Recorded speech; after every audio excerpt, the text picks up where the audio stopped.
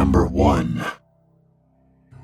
I thought it would be kind of fun to share a spooky event that happened to me a few years ago around Halloween. I had just moved to my current flat in Rains Park, southwest London, and I was fairly unfamiliar with the area. Now my current bosses and supervisors know that I'm fighting a losing battle when it comes to the reliability of the southwest trains, and as a result have less than reliable timekeeping when it comes to arriving to work on time. A battle that I had hoped to circumvent with the purchase of a bicycle. Sadly though, the London weather and my inherent idleness jointly conspired to once again force me to take the trains to and from work. While some people are more than aware that the trains keep me from arriving to work on time, not many of you are aware of the troubles I have returning home. That is to say, I have many a time found myself stuck at Clapham Junction with no train to take me back to Rains Park. In these circumstances, I have to take a bus to Wimbledon Common and walk the remaining 3 miles on foot. It is actually quite a pleasant walk. London doesn't have many hills if I walk along the Ridgeway. You can actually occasionally catch a nice view. True, it is of Croydon, but a nice view nonetheless. Now, to call Wimbledon Village a privileged area would be an understatement. The driveways are home to sports cars and luxury utility vehicles. So you can imagine I have very uneventful walks home. I rarely see anyone on the trip about, from the odd older couple, perhaps walking home from a late dinner party, or even a person walking their dog. The neighborhood is quiet and gets to bed early, and that night was just like the others, initially. I had gotten off the bus at the War Memorial, walked through the village center, and turned onto the Ridgeway. My phone battery had died somewhere between Wandsworth and Southfields, so I had to do the walk without music, and this always made the walk seem longer. My usual practice was to walk along and look at the houses and try to guess what the people that lived in the houses would be like. Fast car, business types, SUV and toy still in the front yard, larger family, that kind of thing. I was playing my game and decided to have a cigarette, so I stopped. I was searching for my lighter and looking around when I noticed that I was not the only one on the street. Now this was unusual but hardly alarming. What was strange, however, was that the person wasn't the sort I had grown used to seeing. It was a young lady. She appeared to be drunk, or tired perhaps. I lit my cigarette and paused for a second, just a quick second to judge to see if she would be capable of making it home by herself, or perhaps maybe she would need me to call someone for her. It was at this point that I realized that she was crying. I started to walk over to her to make sure she was alright. She stopped walking and immediately froze. I noticed that she was in some sort of Halloween costume, a schoolgirl in fact. And as I got closer, I began to realize that she was in fact around the age of 15 or 16. She was deathly white. Her makeup must have been professionally done, or she had spent an incredibly long time preparing it. I began to think that maybe her friends had made fun of her costume, and she had run off from whatever party she had been at, drunk and upset. I started to feel a bit unnerved when I noticed that she was staring directly at me as I approached. I can assure you that in a city the size of London, we have an unspoken rule of avoiding eye contact with strangers at all costs. It was at this point I assumed that she was under the influence of something other than alcohol, and I decided to be a bit more cautious. I stopped about 4 or 5 feet away from her and spoke. "Are you okay? You seem to be a little upset. Are you in any sort of trouble?" Nothing from her part aside from that stare. "Have you had a little too much to drink? Maybe some smoke?" "Yeah, right. I know hallucinogens when I see them." There was still no response. "Do you need a taxi home? Do you remember where you live?" At this, the girl began to cry, but this time, she was absolutely wailing. I could feel her raw sense of despair. I actually flinched at the sound. It was positively unbearable. She was dancing on the border of hysterics, perhaps even putting one foot along the line to see what would happen. I was stunned. I wanted to console her and run in equal measures. I wanted to comfort her and chastise at the same time. All I managed was a meek, "Why are you crying?" She must have heard me somehow. because she began to draw herself back from the edge of what can only be described as a complete breakdown. She was still heavily sobbing, but once again, she brought her eyes up to mine and said, very softly, "Because you're gonna die." Now, I've been unfortunate enough to witness death firsthand on more than one occasion. Suffice it to say that these events have always left me with a lot to think about, and I in fact have come to terms with my own mortality quite early in life. It struck me that perhaps, like too many of us had, this young lady had someone quite close to her die recently. Perhaps she was going through the same dark realizations that follow being in the company of death. The same thoughts that can keep children up at nights and the pews full at churches. I wanted to let her know that everything would be fine, and that death was simply a part of life. All I managed, however, was a slightly incredulous, "I know."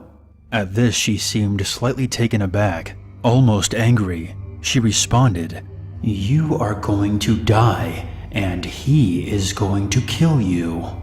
Alarms went off in my head. I began to feel a bit more threatened. I decided right then and there that talking this girl down from whatever bad high she was on was no longer my responsibility. Had not the venerable Hunter S. Thompson himself warned us of the dangers of underestimating the ability of a drug to take control of a person? Good luck," I said, and with that, turned and began to walk away. After about 5 steps, I quickly looked back to see her still standing there. She put her head down and began to audibly sob again.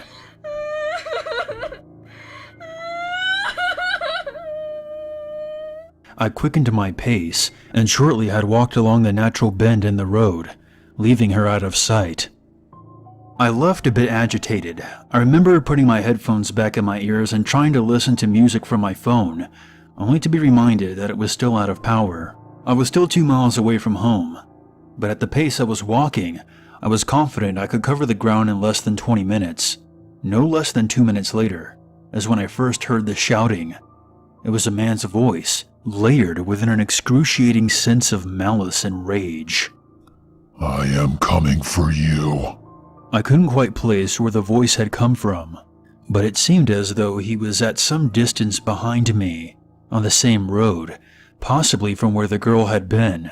I immediately realized that I was to be the victim of some sort of Halloween prank. I didn't, however, slow down. I imagined at this point that I was supposed to get scared and begin to run, and I was determined not to play along. The man yelled again, and this time he seemed to be significantly closer. "I hate you." Now the voice had seemed to come from somewhere close by behind me. That is to say, at the volume of the voice, I would have expected to have seen the man addressing me, but I was still very much alone on the street. I was walking quite fast, so the person yelling at me must have been running, yet I heard no other footsteps. There was obviously more than one prankster, and they had various hiding spots along the street. I quickly decided to be a rather poor sport and cut off the main road and go down Thornton Road by the Swan Pub. I hate to admit that their practical joke had gotten the better of me, and I did not want to see what they had in store for me next. I made it to the front of the second house on the street when I heard that terrible voice shout at me again. "You are going to die." This time the voice seemed to have come from the entrance of the street, less than 80 feet away, perhaps a last chance at scaring me before I disappeared into the darker side of the street. Since these streets were darker, I decided that I would lose no pride in starting to jog down the hill. I knew it was all probably fun and games, but the ferocity of the shouting left me worried that I could in fact be dealing with a real maniac. True, it would have been interesting to be a part of the most elaborate mugging I had ever heard of, but that voice just left me with the impression of true hatred. I didn't want to meet the person, or people rather, that could mimic and channel such malignant feelings at will. I had made it to the curve where Thornton Road becomes Thornton Road, when all of a sudden, "I will kill you." This time the voice seemed to be directly to the right of me. He must have been hidden behind the fence of some house, or perhaps even within the house itself. I had obviously walked right into their trap. I broke into a sprint at this point, Pride be damned. I began to run quite fast, and then faster, straight downhill. At this point, I actually was starting to panic. My mind was playing terrible tricks on me, and it seemed as though the voices were all around me, constantly yelling at me, constantly screaming. Up ahead was the main road, Whirlpool Road to be precise. Well lit, busy, and I could hail a cab and be home in minutes. But the voices, the immensity. I hate you, you coward. Die, die, die. Every second, all around me, the adrenaline must have been heightening my every sense. I admit, I was scared, and it seemed as though for some reason, that terrible voice was booming off every surface on the street. It felt as though I was simultaneously running away and into a mad rage. The words felt like gusts of terrible hot wind, pushing its venomous anger at me. I couldn't take it anymore. The voice seemed to make me share that same intense anger, and I thought to myself, am I the one shouting? And I felt like a victim. I wanted to fucking kill the people who were playing this fucked up trick on me. I felt the hatred. Time to die, coward. I hate you. I decided to give up. In one quick moment, I decided I would stop running as fast as I could and have a cigarette and wait for these people to show themselves. I quickly stopped running and spun around.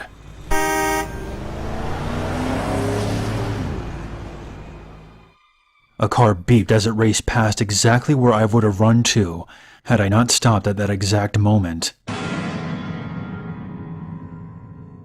In my blind panic, I had run past the sidewalk of the main road and onto the actual road and had avoided being run down by inches.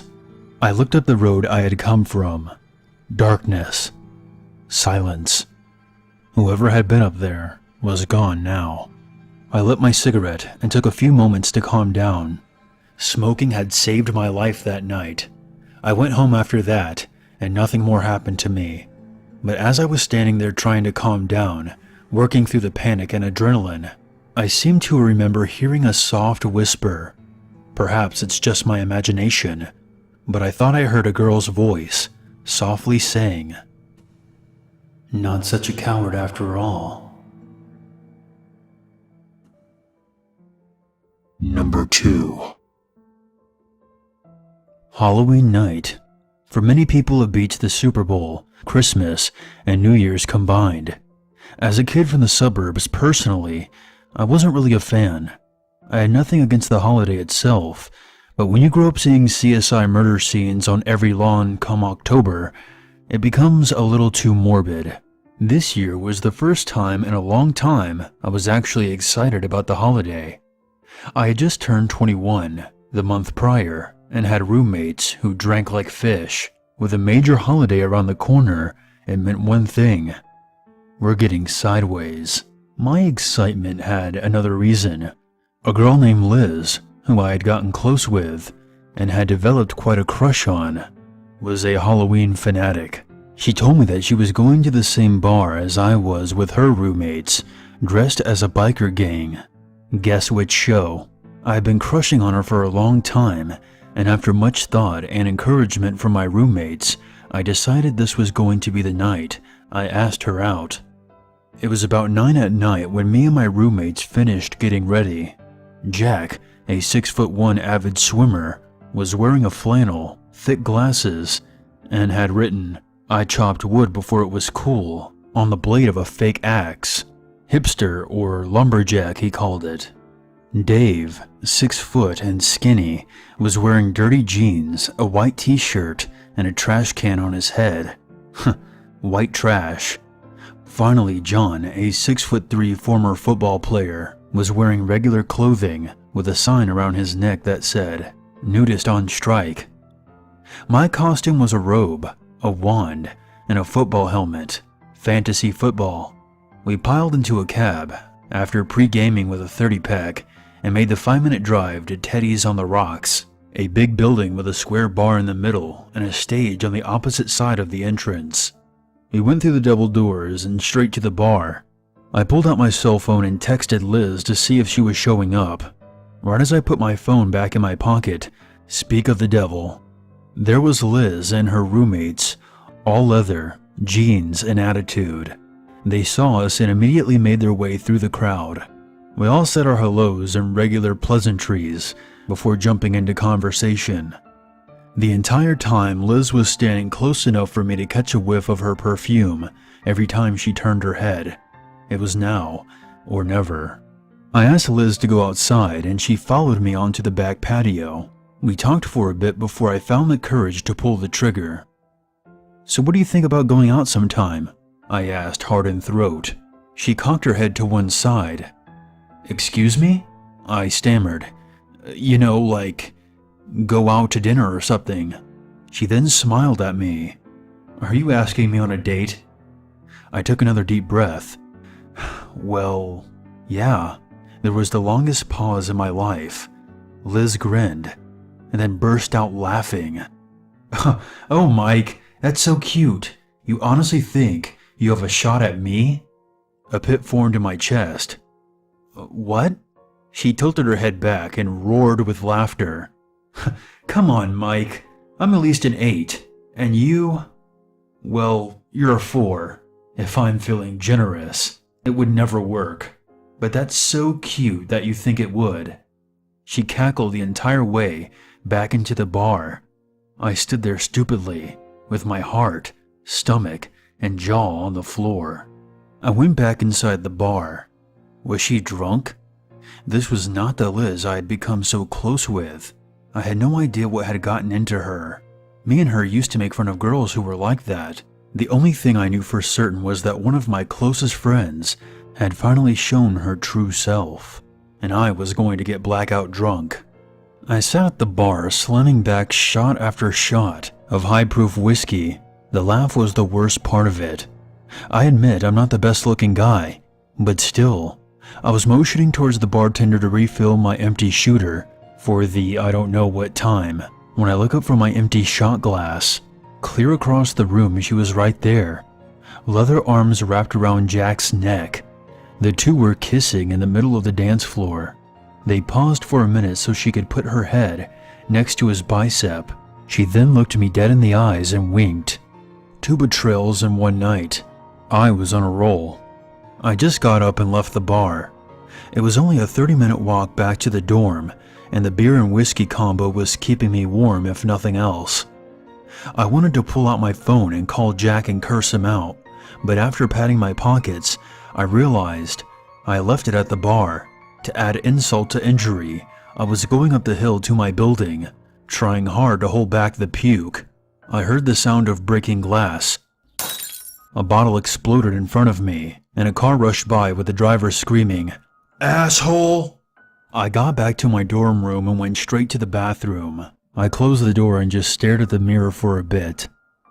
Asshole. The driver was right. There were no other words I was calling myself, but that one seemed to fit best. I stared at myself in my costume. I looked ridiculous, absolutely ridiculous. I ripped everything off with angry fists as I slid down onto the bathroom floor. That's when I heard the front door open and the voices. Jack and Dave's, to be precise. "Fuck him, dude. He's a loser," Jack said. "I can't believe he actually thought he had a chance," Dave responded with a laugh. I wanted to get up and scream at them, but I just didn't have the strength. I heard them grab something, and with a slam, they left the room. For the first time in years, I cried. I know, men don't cry, but men get the girl. Men surround themselves with loyal friends, and I was shooting 3 for 4 for fake best friends. I admitted what I truly was. Nothing. I had checked out. Player 1 has left the game. Cash in your chips and go home.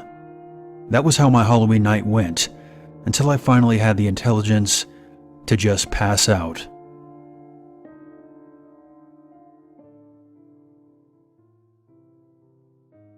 I woke up the next morning on the cold bathroom floor. I got up and sulked out into our common room to see John lying on the couch. He looked up at me and smiled. "You dropped this at Teddy's," he said while sliding my phone across the coffee table. Don't be mad, dude. But Dave got wasted last night and said things, he added with a half grin. Yeah, I heard him talking, I said bitterly. Please tell me at least I still have John. I picked up my phone and saw the green light flashing. I saw that I had new text messages. Dave asked out Holly and she said yes. He was so happy he ended up talking to Liz for a bit. Dude talked you up like you cured cancer, he continued. I opened the text on my phone. There was 2 messages from Liz. The first was, can't come down tonight. Jen's having a crisis. Stop by the room later. The second message said, we really should talk tomorrow. Lunch? I was so enraged that I was going to smash my phone on the floor. Until I saw another text. There was a collection of, where are you? Messages from all of the guys and Liz's roommates. The message I was focused on was from Dave. I got your back, dude. Just call me Brosiiden. King of the Brosian. Fuck yeah, America. I stared at the message, written in fluent drunkenese, too angry to think. I fucking heard Jack and Dave come in last night making fun of me. Liz fucking laughed in my face when I asked her out. What kind of sick shit is this? John lifted himself off the couch with a concerned, confused look. Dude, Liz didn't go out last night. She was doing some damage control boyfriend crap with Jen. Also, Dave never came back to the room. He went straight to their room after the bar and stayed the night. There's no way. I remembered everything from last night. The laughing, the bottle. We went looking for you at the bar, but Jack left early and said he saw you walking up the hill. We figured you went to bed or something. The door opened, and a smiling, still drunk Dave stumbled in. Well, if it isn't Desperado, he said with a laugh. I went to say something, but he cut me off. Dude, Liz likes you. Likes you. Giggling Japanese schoolgirl crush likes you. You better get your ass looking presentable. Your blushing bride wants to sit down. He laughed again and went to the kitchen. John shook his head. In case you don't speak Ozzy Osbourne, Liz likes you back. I stood as stupid as I had the night before, as I had thought about the night before. I heard you and Jack, I muttered. This all made no sense. I heard them. I saw them. Where is that motherfucker anyway? Dave asked, as he stumbled towards Jack's room, mug of coffee firmly in hand. I stood stunned. What had happened? This had to be a prank, one of Dave's twisted jokes. My train of thought was interrupted by the sound of breaking glass. A few weeks ago, Jack was doing research on local legends for a paper. One of the stories he came across was called The Spirit's Game. Story was every year on Halloween, the dead would rise and freely roam the earth. Some of the more malevolent ones would invite the still living to play a game. It was simple. You won if you made it through what would be one of the worst nights of your life. Winners get everything they personally wish for and a lifetime of happiness. Losers join the dead. The spirits would use hallucinations, false memories, and psychological torture to try and expand their ranks. After Jack explained the rules, John and Dave agreed. Fuck that. But I thought for a moment and said, you know what? I think I'd give it a try. Jack nodded. Yeah, me too. That memory was playing over and over again in my mind. John frantically shook, a dead Jack.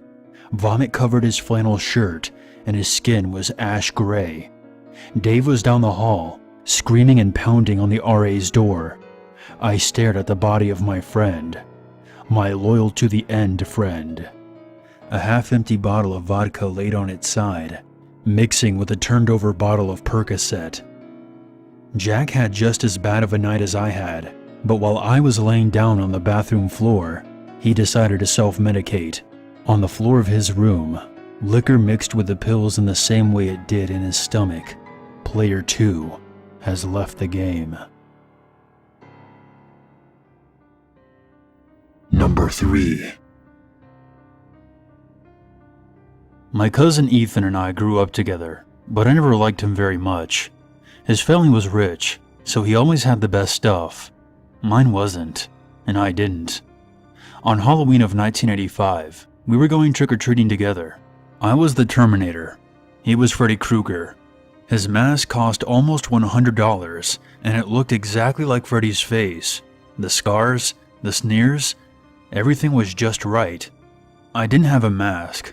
My parents couldn't afford one. I had torn aluminum foil taped to the side of my face. It was meant to look like the Terminator after some skin had been ripped off. A few splotches of ketchup on the foil were supposed to look like blood. As soon as it dried, it looked very little like dried blood, and very much like dried ketchup. Despite my terrible costume, I was still excited to trick or treat. We didn't have candy very often at home, except maybe on Easter. My parents encouraged me to go to as many houses as I wanted to get all the candy I would be able to eat. It felt good to know they wanted me to be happy. Ethan and I went out at sundown and visited house after house. Every time the homeowners would gush over Ethan's mask, they would tell him how scary it was, how realistic. Then they would turn to me and ask me who I was supposed to be. I would answer, and then they would say something like, "Oh, of course. How could I have missed it?" I could tell they felt sorry for me. One even handed me a few extra pieces of candy. When we were done, our pillowcases were stuffed with treats of every sort. We began the long walk back home. As we went, Ethan rooted around his bag of loot. I could hear him grumbling and complaining through his mask. Then he started throwing candy on the street, stuff he didn't like. Go ahead and pick it up if you want it, Bill. I know you can't afford to let anything go to waste. He called out, heaving handful after handful into the gutter. I didn't say anything, but I reached into my pocket and pulled out a lighter and 2 cigarettes I had stolen from my dad. I had been smoking on and off for the last few months. Even at 13, I knew it was bad for me. I just didn't care. It made me feel good. I stayed a few steps behind Ethan as he tossed more candy away. As much as I hated myself for it, I ended up picking up a few pieces off the ground and putting them in my bag. Ethan caught me once and laughed. You're gonna be as fat as your mum if you eat all that. I kept my mouth shut. Is that why she got fired from the restaurant? Did she eat a customer's food?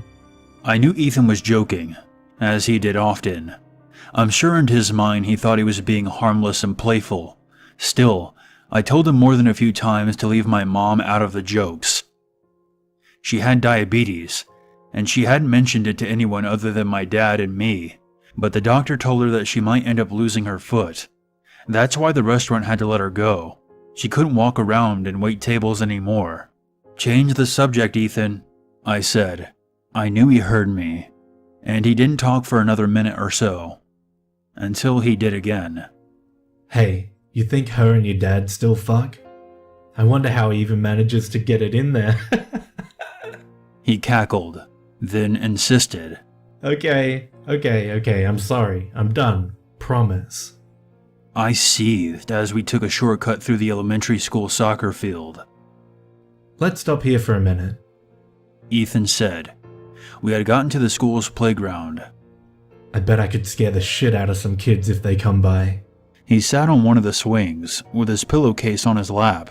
He kicked his legs, and the swing moved back and forth. I stood there, hating him. "I think I see some kids coming over the hill," I told Ethan.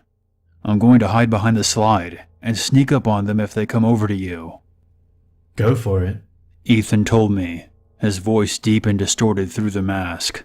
I left Ethan on the swing set and walked over to the slide. I watched him on the swing as his hateful words rang in my ears. Tears came to my eyes as I remembered my mom smiling from her spot on the couch as she encouraged me to go out and have fun. She was such a good person. She never said anything negative about Ethan. In fact, she always complimented him on his grades and his wins in basketball, and even his looks. "You're going to be a handsome man someday, Ethan," she told him. "I bet we'll see your face in a magazine someday." Even after her kindness, Ethan still felt it was okay to trash her. I heard him laughing to himself across the playground. I didn't know why exactly. but I thought I had a pretty good idea. I reached in my jacket pocket for another cigarette, knowing a smoke would calm me down. But it had come apart. My pocket was full of loose tobacco and paper, and the lighter. Ethan was still laughing as I fingered the lighter in my pocket for a second. Then I pulled it out. I walked up behind him. Ethan didn't know I was there as he shouted, Okay, one more thing, and I'll never say anything about her again. But unless your dad's got a big dick, he'll never manage to. I flicked the lighter near the back of Ethan's neck, right where his hair and the mask met. The hair went up quickly, using his hairspray as an accelerant. Then something happened I didn't expect. The mask burst into flames. Ethan jumped off the swing and ran in a loose circle, trying to pull the mask off his head. I saw it ripping under his fingers. He couldn't get a grip. The material bubbled. His screams barely muffled as the molten chemicals clung to his skin, echoing off the brick walls of the elementary school. After a few seconds, he fell and rolled around on the playground, pushing his head into the sand to try to put out the fire. He succeeded, but the damage was done. He turned over on his back, no longer screaming, but gasping and shallow hyperventilated breaths. In the moonlight, I saw the mask was completely fused to what remained of his skin. One of his eyes had completely burst, but his other darted around, almost like he was confused and wondering where he was. I saw something moving on the other side of the field. Kids were coming. I yelled to them to call an ambulance, and I waited, unsure of how I felt, until the paramedics got there. I took complete responsibility for setting Ethan on fire. I said I had been sneaking up to scare him by flicking the lighter near his face. And yes, I got into a lot of trouble, but everyone believed it was an accident. Ethan's face was destroyed. He had skin grafts and bone grafts and all sorts of reconstructive surgery, but he never recovered, not physically or emotionally. He killed himself in 1990. His parents held a very expensive funeral. I was invited. They had forgiven me for my part in his accident years before. In fact, their subsequent lawsuit against the mask company is the reason why Halloween masks are now made with flame retardant materials. My mom died a few years before Ethan, but not before complications from her diabetes took her left leg. Dad and I were with her in the hospital. At the same time, Ethan's parents were there to see him through another round of reconstructive surgery. They visited Mom, Dad, and I while Ethan was still recovering after a successful set of grafts. We chatted for a while about Mom's hopes for recovery, and then the topic moved to Ethan. Ethan's mom was gushing about how a plastic surgeon had recently joined the hospital after working in Switzerland. He was the best, apparently. He had taken on Ethan's case earlier in the year, albeit remotely. He wrote a substantial article about the new techniques he would be employing. In the world of plastic surgery, it made a big splash, if only for its ambition. Ethan's mom reached into her purse and pulled out the publication.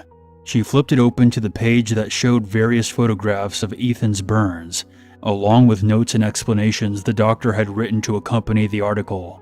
I could tell Mom was holding back tears. I knew why, too. Her eyes met mine, and she couldn't hold back any longer. She began to weep. Dad and Ethan's mother held her while she cried. I just watched. Mom was thinking that she had been right all those years ago. She had been right for all the wrong reasons, but right nonetheless. Just like she had predicted, Ethan's face had finally made it into a magazine.